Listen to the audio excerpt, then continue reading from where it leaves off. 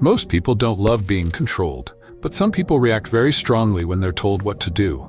Not annoyed, not irritated, almost instantly resistant, like something tightens in their chest the moment someone says, "You need to," or "You have to." Psychology shows this isn't about attitude, ego, or being difficult. It's about how their mind is wired. What's interesting is that these people often get labeled as stubborn, rebellious, or hard to work with. But when you look at the research, you see something very different. You see a specific psychological profile, one linked to independence, critical thinking, and strong internal values. So if you've ever felt that instant wall go up when someone tells you what to do, or if you know someone like this and never understood why they react so strongly, this will give you clarity. Here are the psychological traits commonly found in people who hate being told what to do. 1. They have an unusually strong need for autonomy.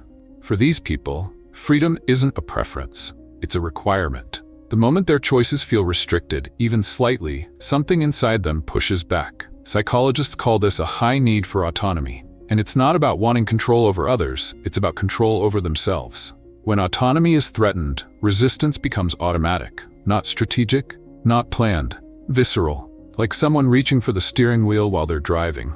Research shows autonomy is a basic psychological need, right alongside competence and connection. For most people, it matters. For these individuals, it matters intensely.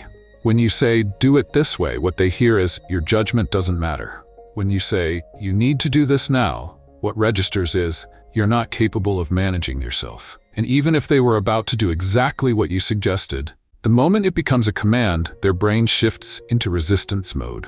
This is called psychological reactance. When freedom feels restricted, the mind becomes motivated to restore it, sometimes by doing the opposite, sometimes by refusing entirely.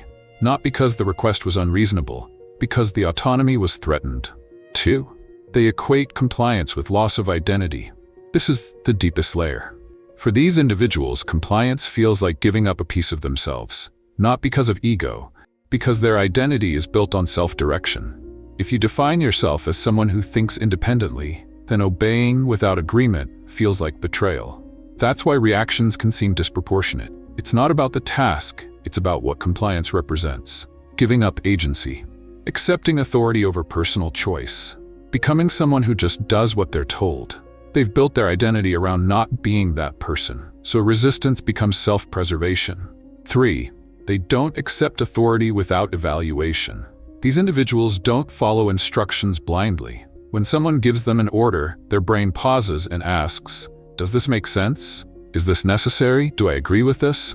This trait is rooted in independent thinking. They don't reject rules to be rebellious. They reject rules that don't hold up logically. Authority alone isn't enough. It has to be justified. Psychologists call this an internal locus of evaluation. Instead of relying on external authority to decide what's right, they trust their own judgment first. So when someone says, "Do it because I said so," that's the worst possible answer. Because hierarchy without reasoning feels arbitrary. And arbitrary control feels meaningless, sometimes even insulting. They'll happily follow guidance from people they respect, people who explain the why, people who demonstrate competence. But when authority becomes about power instead of understanding, they mentally disengage or actively resist. Respect isn't automatic for them, it's earned. 4. They're highly aware of power dynamics. These people are extremely sensitive to how control is expressed. They notice tone, subtext, intent. They can tell instantly whether an instruction is about guidance or dominance. They're unconsciously asking, is this person trying to help me or control me? Are they speaking as an equal or asserting superiority?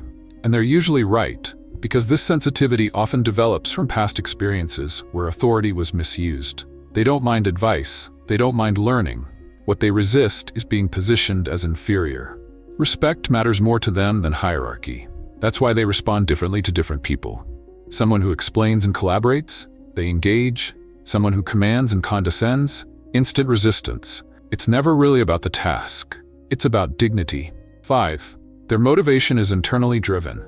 People who hate being told what to do are rarely lazy. In fact, they can be extremely disciplined when the decision is theirs.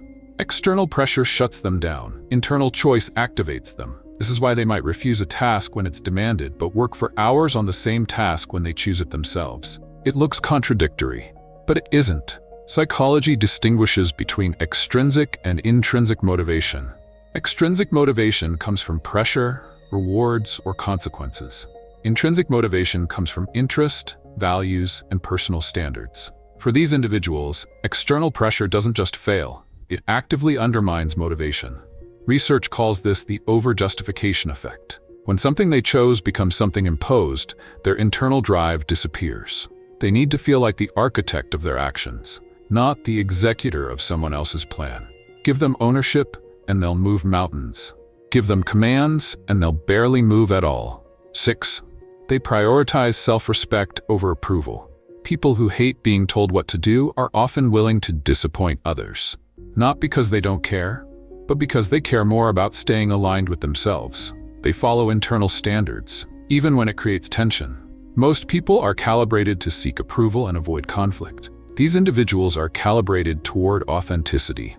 They'll say no when others say yes, speak up when others stay quiet, walk away when others compromise their values to keep the peace.